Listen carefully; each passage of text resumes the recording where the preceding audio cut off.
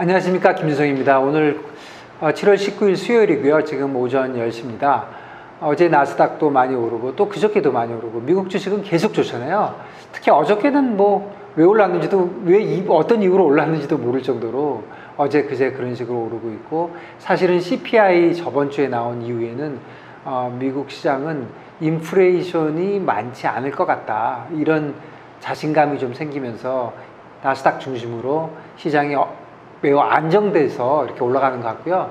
그래서 오늘 사실은 그 월요일 날 골드만삭스에서 장단기 금리 차이가 경기 침체를 알려주는 시그널이 이번에는 아닌 것 같다, 그런 아주 재미난 기사가 있었어요. 제가 아주 재밌게 읽어서 그 말씀 드리려고 했는데, 그거보다도 우리 주식이 하도 안 오르니까 좀 짜증도 나고 해서 그 얘기 오늘 말씀드리고, 제가 이거 끝나고 바로 찍어서 내일 요 시간쯤에 2편으로 시황을 하나 더 나가는 걸로 그렇게 해보도록 하겠습니다.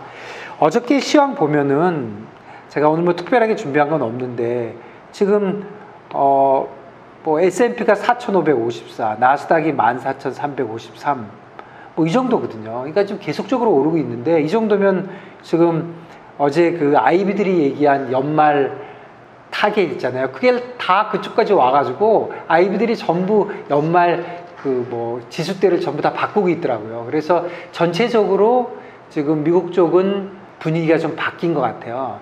분위기 바뀌고 또 약세론자들도 많이 없어지고, 뭐 기사에도 그렇게 별로 보이진 않고. 그렇지만 어저께 BOA 펀드 매니저 리뷰 보면 펀드 매니저들도 어느 정도 돌아서긴 했는데 아직도 굉장히 보수적이고, 더 중요한 거는 펀드 매니저들의 포지션, 그러니까 에코티를 갖고 있어야 되는 포지션은 아직도 갖고 있어야 되는 포지션보다 작아요. 그러니까 더 사야 된다는 거죠.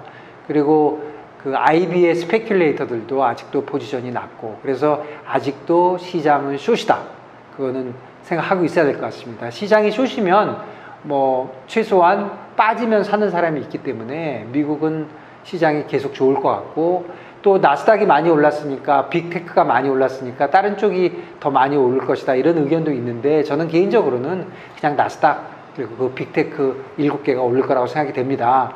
뭐 내일부터 실적이 나오니까 실적을 봐야 되겠지만, 뭐 좋은 것도 있고 나쁜 것도 좀 있겠죠. 좋은 거는 더 많이 오르고 나쁜 거는 좀 덜 내리고, 그래서 결국은 나스닥이 끌고 갈 것이다, 그렇게 생각을 합니다.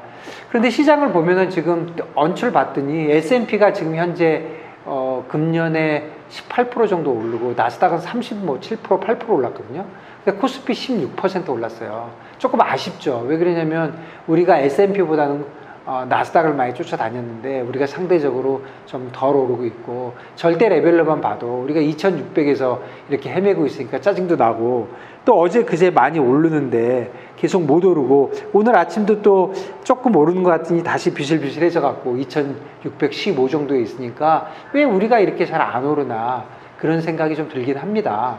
크게 보면은 미국이 좋죠. 미국이 사실 이제 와서 보니까 이제 페드가 그동안 인플레이션과 그렇게 싸우려고 했던 그런 좋은 결과가 좀 오는 것 같아요. 그래서 페드가 조금 작년 4월 달쯤인가 인플레이션이 뭐 일시적이라고 얘기했던 실수를 1년 동안 다 만회를 하고 경기를 안정적으로 만들어 놨다, 이렇게 봐집니다. 미국은 그렇지만 유럽은 뭐 원래 가던 대로 가고, 유럽은 또 운이 좋아서 저번 겨울이 더 그렇게 춥지 않았고, 또 어쨌거나 유가가 내려오고 하면서 좀 안정이 되고 있지만 유럽은 아직도 좀 약한 것 같고, 문제는 아시아가 전체적으로 약합니다. 일본만 최근에 좋아지고 있지만 사실 일본은 말이 아시아지 굉장히 선진국형으로 가기 때문에 일본은 조금 동떨어져 있었는데, 뭐 일본은 좋아지고 있지만 중국이 뭐 계속 형편없잖아요. 어저께 GDP 2분기 7% 예상했던 게 6.3% 나왔으면 사실 많이 적게 나온 거거든요. 6월 달은 좀 좋아지고 있다고 하지만 중국이 예상보다 너무 못 쫓아오는 것이 아시아 시장 전체를 누르고 있고, 아시아 시장 전체를 누르면서 한국도 눌리고 있다. 그리고 또 중국을 하고 연관이 많은 한국이 따라서 눌렸다. 좀 이렇게 생각할 수 있는데, 그래도 좀 섭섭하죠. 너무 안 오르니까. 그러니까 다시 구조적인 그런 우리 주식시장의 문제가 다시 생각이 납니다. 특히 일본이 최근에 좋아진 것 중에 하나가 주주 환원 정책을 그동안 꾸준하게 해왔고, 최근에는 뭐 일본 금융당국이 PBR이 뭐 너무 낮다면서 1.3인가 된다면서 우리 너무 낮은 거 아니냐. 1 미만인 데들은 다 대책 가져와라. 뭐 이렇게 얘기를 했대는데 우리는 1 미만이 얼마나 많습니까? 그러니까 사실 국내 시장에 약간 구조적인 문제가 생각이 저는 나는데요. 너무 짜증이 나는 것 같아요. 왜냐면 맨날 똑같으니까. 구조적인 문제라고 제가 얘기하는 거는 다 똑같은 얘기입니다. 첫 번째 대주주들 자기 것만 챙기고 뭐 일반 주주 알기를 뭐 지나가는 뭘로 알고 뭐 다 마찬가지잖아요. 계속 뭐 에코티 파이낸싱 하고 뭐 변한 게 하나도 없어요. 뭐 전체적으로 주주 환원 정책 하나도 없고 뭐 상속만 생각하고 있고 뭐 이런 식으로 하니까 대주주들의 심각한 문제가 있고 금융당국이나 정부는 아직도 자기 밥그릇만 챙기고 있고 뭐 혹시라도 자기 통제력 잃을까봐 하고 있고요. 대표적인 예로 지금 9월 달에 당장 뭐 채권 인덱스, 주식 인덱스 전부 다 글로벌 인덱스에 들어가냐 못 들어가냐 중요한 지금 시점이거든요. 이럴 때 컨트롤은 나는 어떻게 하지? 맨날 그 생각만 하고 있으니까 환율 시장에서도 저런 식으로 행동을 하고 하니까 도대체 나아지는 게 없는 것 같고 그리고 또 기관들이요. 기관 투자가 한국의 기관 투자가는 진짜 생각하기도 싫습니다. 제가 아까 BOA 리뷰 얘기하면서 미국의 펀드 매니저들도 금년에 완전히 실수했다고 얘기했지만 한국의 펀드 매니저들은 진짜 펀드 매니저라는 사람들이 있는 건지 의심이 가고요. 아예 그렇고 그 다음에 또 펀드 매니저 중에서도 뭐 금융사들 있잖아요. 그러니까 펀드를 남한테 받아갖고 하는 사람들도 있지만 국민연금 같은 경우는 좀 다르잖아요. 내가 잘해야 받고 못하면 못 받고가 아니라 무조건 들어오는 돈이잖아요. 그 다음에 뭐 보험사 이런 데들도 좀 의지를 가지고 뭔가 해야지 이렇게 쫓아만 다니니까 결국은 우리나라 시장이 딱 하나의 변수밖에 안 남았어요. 외국인이요. 그러니까 외국인이 사면 오르고 외국인이 팔면 내리고 아무리 좋은 뉴스가 있어도 외국인이 사면 오르고 아니면 빠지고 미국이 아무리 올라도 외국인이 팔면 빠지고 뭐 이렇게 돼가지고는 시장이 뭐 전혀 예측을 할 수가 없는 거죠. 그리고 최근에 뭐 2차전지가 굉장히 좋은데 그것도 저는 2차전지가 좋은지 나쁜지는 모르겠지만 굉장히 특정 섹터만 너무 많이 오르고 또 그것도 약간 밈 주식같이 이거 좀 위험한 거 아니야? 그런 게 지금 깔려 있잖아요. 그러니까 시장이 전체적으로 뭔가 안정되지 못하고 자본시장이 안정되지 못한 거죠. 그러면 결국 대주주는 자기 좋은 대로만 하고 정부는 자기 좋은 대로만 하고 기관 투자가도 자기 좋은 대로만 하고 그러면 뭐 문제가 뭐 있느냐 그냥 일반 투자가들이 조금 손해보는 건데 소액주주들 손해보는 게 무슨 큰 문제냐 이렇게 생각할 수 있는데 이런 식으로 오래 가잖아요. 그러면 나라가 전체가 안 됩니다. 중국을 보세요. 중국 자본시장 개방 못하고 자본시장 늘리지 않으니까 결국 요즘 저런 어려움이 있고 답이 없다는 소리가 나오는 거잖아요. 일본도 최근엔 좋아졌지만 자본시장 개방 못하고 제대로 못한 게 아무리 제조업이 좋고 뭐가 좋아도 아무것도 안 된 거거든요. 우리도 자본시장이 더 딥해지고 발전을 하고 기술 혁신을 하고 새로운 기업들이 일어나고 뭐 이런 분위기를 가지 못하고 계속 이런 식으로 내 살 파먹기 하기 시작하면 장래가 없게 되고 결국 이렇게 되면 주식 투자 하시는 분 저나 여러분들도 결국은 야 한국 주식은 안 돼. 장기적으로는 미국 주식을 투자해야 되겠구나. 한국은 그냥 샀다 팔았다 정도 단기 투자나 하지 한국 주식을 내가 5년, 10년, 20년, 뭐 30년 가져갈 생각은 나는 이제 없다. 이런 식으로 되고 점점 이제 미국 주식에 대한 그런 사람들의 뭐 익스포저라고 할까? 이런 방법들이 쉬워지고 기술이 개발되고 있기 때문에 이제 많은 사람들이 더 미국 주식 보고 있잖아요. 그러면 한국 주식 하는 사람들이 미국으로 다 옮겨가게 되면 그러면 결국 그게 뭡니까? 한국 주식시장은 영원히 뭐 잘 될 수가 없는 거죠. 일본이 사실 옌 트레이드라는 게 뭐예요?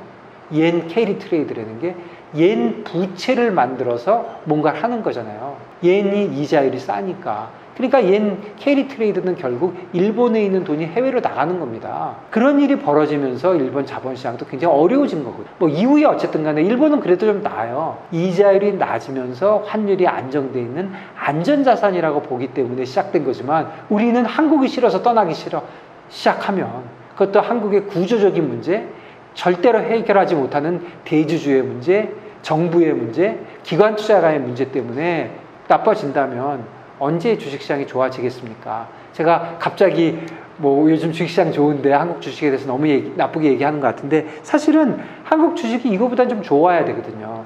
중국이 나쁘니까 나쁜 거 아니냐? 그것도 사실은 중국에 대한 수출 의존도 많이 떨어졌어요. 25%였던 게 지금 17% 정도 됐고, 중국이 수입하는 수입 국가에도 우리가 2등이다가 5등 됐어요. 그러니까 중국에 대한 의존도 많이 떨어지고 있습니다. 그리고 기업이 어느 정도 노력하고 있어요.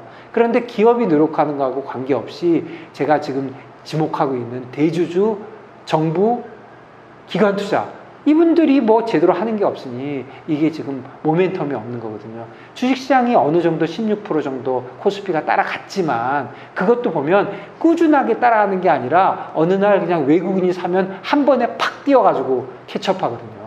그러니까 매일매일 투자하는 사람은 너무너무 짜증나는 거죠. 오늘 아침에도 조금 높게 시작하는 거 갔다가 바로 밀리잖아요. 그리고 저만 해도 이 스크린 보면서 바로 내려봐요. 외국인은 어떻게 됐나? 오늘 외국인 팔고 있네요. 지금 마이너스 6만이네요. 외국인만 팔면은 무조건 내리는 거잖아요. 그리고 삼성전자 외국인하고 파는 거하고 보면 지금 72,100원인데 저만 해도 맨날 보는 게 다른 거 하나도 안 보고요. 외국인이 샀나? 이것만 봐요. 그리고 우리 이제 시장이 끝나고 나면 시장 코멘트를 하잖아요. 코멘트 첫 줄 다 뭐예요? 외국인은 어떻게 됐나? 그 얘기만 하잖아요. 오늘 시장은 외국인이 사서 올랐습니다. 오늘 외국인이 팔아서 내렸습니다. 그런데 그럴 수밖에 없는 거죠. 나머지 주체들이 워낙 자기 할 일을 못하고 있기 때문에 그런 것 같고, 외국인의 영향이 이렇게 많기 때문에 사실 환율의 영향이 있는 겁니다. 그러니까 환율이 좋아지면 뭐 외국인이 주식이 좋아지는 건지, 주식이 좋아져서 환율이 좋아지는 건지는 잘 모르겠지만 환율하고 영향이 있는 거고, 지금 이제 한 가지 기대는 미국이 좋아지니까 주식시장이 좋아지면은 달러가 약세가 될 것이고, 달러가 약세가 되면서 미국에 있는 돈들이 신흥국가로 흘러나오면서 뭐 중국이나 뭐 한국이나 다 이제 주식시장이 좋아질 거다, 이런 기대를 하고 있는데 그게 저는 맞을 거는 같아요. 그렇지만 또 하나 봐야 되는 거는 미국만 좋으면 돈이 미국으로 돌아갈 수도 있는 거. 그래서 지금 달러도 그러니까 FX도 지금 99까지 내려왔잖아요. 99.9 뭐 이 정도 내려왔는데, 글쎄요, 여기서 그렇게 한 방에 밑으로 내려가기는 좀 어렵지 않느냐. 그래서 사실은 저는 미국 주식 엄청 좋게 봅니다. 그런데 한국 주식이 얼마나 쫓아갈지에 대해서는 조금 의문이 있는 거죠. 한국 주식도 올라갈 것 같습니다. 뭐 2,500, 2,400 갈 것 같지 않고 결국 2,800, 3,000 갈 것 같은데, 미국에 오르는 것보다는 상대적으로 적게 오르니까 이런 생각이 드는 거죠. 그럴 것 같으면 차라리 미국 주식을 살까? 내가 한국 주식 계속 해야 되나? 이런 생각이 좀 들긴 합니다.